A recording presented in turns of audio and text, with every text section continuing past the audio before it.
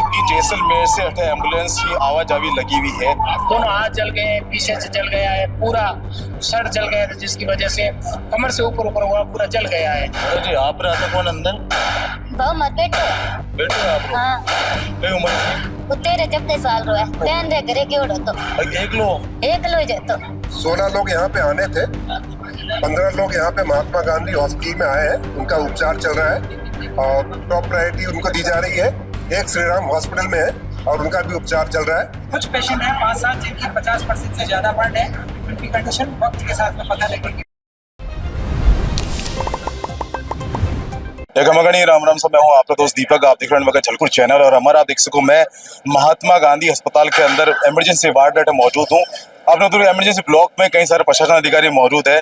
दरअसल मामला आपने मालूम होला करीब आज दोपहर में 3:30 बजे करीब जैसलमेर से जोधपुर आने वाली एक प्राइवेट एसी बस में जो है आग लग गई है। तैयात गांव तो उन जगह पर वो हादसा हुआ है और हादसा में आपने बता दूं काफी सारा जो है यात्री झुलस चुका है। 70% जो है यात्री झुलस चुके हैं। आपने बता दूं करीब 57 यात्री में सवार कर रहा था, जिनमें कुछ बच्चा भी था, कुछ महिला भी थी, वे सब सवार कर रही थी। लगातार आपने बता दूं कि जैसलमेर से एम्बुलेंस की आवाजावी लगी हुई है। जैसलमेर का जवाहिर अस्पताल के अंदर जो है वहाँ एडमिट करवाया गया था, लेकिन वजह से जो है हाथों हाथ रेफर कर दिया गया है महात्मा गांधी हॉस्पिटल के अंदर। आपने बता दो कि महात्मा गांधी हॉस्पिटल के अंदर जो है प्रशासन अधिकारी मौजूद है, जो जोधपुर का जिला कलेक्टर गौरव अग्रवाल भी मौजूद है। इन अलावा आपने बताओ कि अठे जो पूरी तैयारी कर दी गई है, पूरा जैसलमेर से अटे तक में जो है ग्रीन कॉरिडोर कर दिया गया ताकि जो एम्बुलेंस ना में जो समस्या ना हो। इन अलावा जितना बीच में पुलिस थाना है वहां भी अलर्ट कर दिया गया है और जो कि बीच में जैसे बालेसर और दूसरा गांव वटे भी जो है बेमतलब में जो गाड़ियां खड़ी न रहो, इन कारण से जो है वटे भी जो है रोक लगा दी गई है। इमरजेंसी वार्ड ने खाली करवाया है। इन अलावा आपने बता दूं कि जोधपुर का सबसे बड़ा एक और हॉस्पिटल है मथुरास माथुर हॉस्पिटल, वटे भी तैयारी कर दी गई है। वटे भी इमरजेंसी वार्ड ट्रॉमा सेंटर और जो है बेड्स खाली कर दिया गया है, स्ट्रेचर तैयार है। जिन भी वक्त अठे वटे और इन जगह पर कोई भी एम्बुलेंस आवेला तो तैयारी पूरी कर दी गई है। तो वह ट्रीटमेंट हो सके इन कारण से आपने बता दूं कि अब तक काफी सारी एम्बुलेंस आ चुकी है और अब भी जो है काफी एम्बुलेंस आने बाकी। बताया जा रहा है कि 10 एम्बुलेंस हाल भी आने बाकी है। कुछ छठे देख रही हूँ मैं कि कुछ ऑटो के अंदर भी मरीज आ रहे हैं, कुछ जो है अपने निजी वाहन से भी आ रहे हैं। लेकिन बहुत बड़ा हादसा है, बड़ा दुखद हादसा है। इनमें बताया जा रहा है कि जो एसी थो बट एक शॉर्ट सर्किट हुआ जिन कारण से आग लगी है और आग लगवाने के कारण काबू नहीं पाएगा और पूरी आग लग चुकी है। मतलब लगभग 70% जो है लोग झुलस चुका है। देखिए ये तो भगवान की तरफ से किया हुआ बहुत ही अचानक दुखद घटना है। हम इस पे संतप्त हैं। जो आज इस दुनिया में नहीं रहे हैं उनको भगवान स्वर्ग में जगह दे, श्रद्धांजलि अर्पित करे और जो घायल हैं उनको जल्द से जल्द अस्पताल लाया जाए। जैसे आप देख रहे हैं घायल अस्पताल आ रहे हैं, जल्द से जल्द उनका उपचार हो। मैं सरकार से मांग करूंगी कि जैसे भी हो इनको जल्द से जल्द ढंग का उपचार मिले। प्रशासन और लगा हुआ है और जो आज हमारे बीच में नहीं रहे हैं हम उनको श्रद्धांजलि अर्पित करते हैं और जो उनको कुछ न कुछ सहायता जल्दी से जल्द सरकार प्रदान करे। आज कमिश्नर साहब से इसकी चर्चा हो रही थी। उन्होंने कहा कि सारा इलेक्ट्रॉनिक सिस्टम की जो बसें आ गई हैं इस पर किसी का अधिकार नहीं है, ये कभी भी किसी का हादसा हो जाता है। सबसे पहले तो मैं दुखद आत्माओं के लिए शांति की प्रार्थना करता हूँ और यहाँ पूरा प्रशासन मुस्तैदी से खड़ा है। हम और हमारी पूरी टीम यहाँ पर लगातार एक्टिव है और जो भी सहायता हमसे होगी हम यहाँ पर प्रोवाइड करने की पूरी कोशिश करेंगे। मैं सरकार से भी डिमांड करता हूँ कि आप जल्द से जल्द ये हादसे किस तरीके से रोके जाए, इसकी कोई मैकेनिज्म जल्दी तैयार करना चाहिए और जितने भी इस हादसे में मृतक हैं उन लोगों को कोई अच्छा सा मुआवजा दे ताकि जो भी चला गया दुनिया से उसका कोई भरपाई नहीं है, लेकिन उनके परिजनों को कुछ ना कुछ सांत्वना हो, ऐसा कोई प्रयास सरकार की तरफ से जल्द होना चाहिए। लगभग 54 लोग बस में सवार थे। कई इसमें लोगों की मृत्यु के समाचार हैं, अभी कंफर्म नहीं हुआ है। घायलों को यहाँ लाया जा रहा है। लगातार कई एम्बुलेंसें यहाँ हॉस्पिटल में आ चुकी है और भी एम्बुलेंसें आ रही है और सब लोग यहाँ प्रत्येक व्यक्ति पार्टी का पक्ष के विपक्ष के सब लोग यहाँ उनकी परिवार के साथ खड़े हैं। जो भी जिनकी मृत्यु हुई हम उनके दिवंगत आत्मा को शांति की प्रार्थना करते हैं और उन परिवार को इस मुश्किल घड़ी में हम सब साथ खड़े हैं।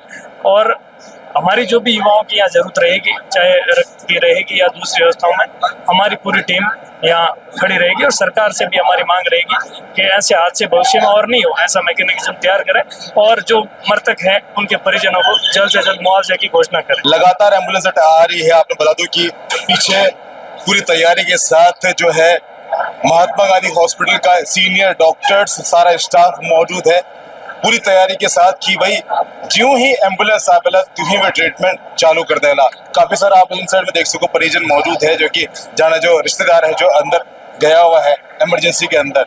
लगातार जो पेशेंट आ रहा है झुलसा हो कि ना चेहरों पूरा झुलस चुका है कि ना हाथ झुलस चुका है पाँव झुलस चुका है परिजन अब हम बात कर ला पावे। सब अपना नाम?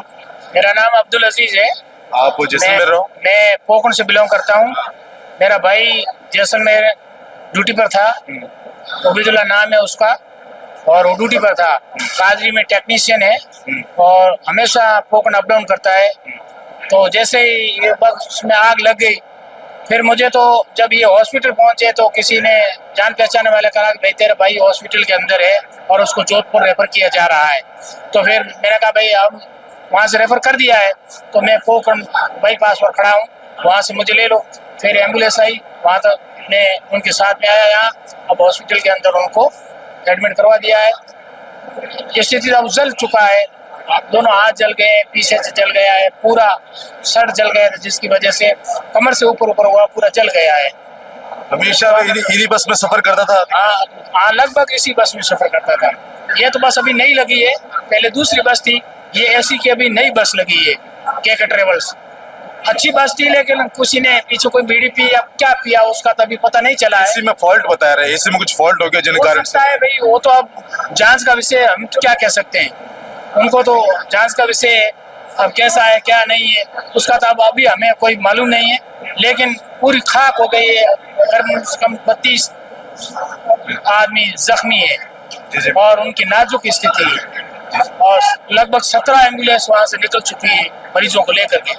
फिर भी तन्मयता दिखाई गवर्नमेंट ने, डॉक्टरों ने, कि फौरन उनको वहां से एम्बुलेंस की व्यवस्था करके, क्योंकि आगे से आगे प्रशासन ने व्यवस्था की है, अच्छी व्यवस्था है। हो सकता है अब जो हो गया सो तो हो गया, आशा उसका तो अपन क्या कर सकते हैं, वो तो ऊपर वाले की है।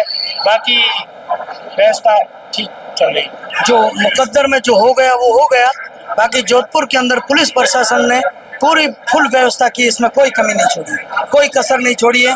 हर रास्ते को साफ रखा ताकि एम्बुलेंस फटाफट पहुंचे, बनती कोशिश हो सके जल्दी इनका इलाज तक पहुंच सके, बड़ी कोशिश की। आप अभी अंदर परिचित है कोई? मेरा भाई है, भाई है, चाचा का लड़का। कटोंकट जा रहा था कुछ मालूम था? जैसलमेर से लाठी आ रहा था, जोधपुर की तरफ आ रहा था गाड़ी। कोई नौकरी करके आ रहा था? मैंने ऐसे गया था, आपके काम से गया। काम से गया था? किन काम से कुछ मालूम? मालूम हमेशा इन बस में आता है? अब आज ही गया था, बस 5 दिन पहले ही चालू हुई। आज आस्था होगा बस। आप जाकर देख के अंदर हालात का ही हमारा अभी तो ठीक है। ठीक है। किन जगह ज्यादा झुलसे? हाथ ज्यादा जल गए, पैर ज्यादा जल गए और थोड़ा चेहरा जल गया। जी आप रहते कौन अंदर? भाव मत बैठो। बैठे आप लोग? हाँ, कई उम्र है? 13-14 साल रो है। बहन रे घरे क्यों तो एक लो एक लो जे तो कटो बैठो वो जैसलमेर में जी बैठो और जोधपुर आपको ना घरे पोखरण आ तो मोर घर पोखरण घर किन जगह? पोखरण में मोर घर। अच्छा वो पहुंचने वाले ही हो? हाँ, मैं जी फोन करियो, मैं तो आ रहा घरे आ रहा। दिहाड़ी है देखो। इन अकेला किकर भेज दिया? हमेशा जाओ था एक लो? जातो रे बहन पन्नाड़ी जैसलमेर। अच्छा। हाँ हाल के स्कूल में पढ़ाई करे हो? हाँ, पढ़े पोखरण में पढ़े। आप देखना है अंदर मिलना है ना हूँ बेली एम्बुलेंस बेली आई पहले आया? हाँ। कितना घणो बड़ी उड़े था हाथ हाथ पगवा। 16 लोग यहाँ पे आने थे, 15 लोग यहाँ पे महात्मा गांधी हॉस्पिटल में आए हैं, उनका उपचार चल रहा है और टॉप प्रायोरिटी उनको दी जा रही है। एक श्री राम हॉस्पिटल में है और उनका भी उपचार चल रहा है। सारी सुविधाएं उनको उपलब्ध कराई जा रही हैं और जो भी चिकित्सीय सुविधा उनको दी जानी है सारे डॉक्टर्स उस पर लगे हैं और टॉप प्रायोरिटी के साथ उनका चिकित्सा किया जाएगा। एक पेशेंट के बारे में जानकारी मिली है कि वो प्राइवेट हॉस्पिटल में चला गया।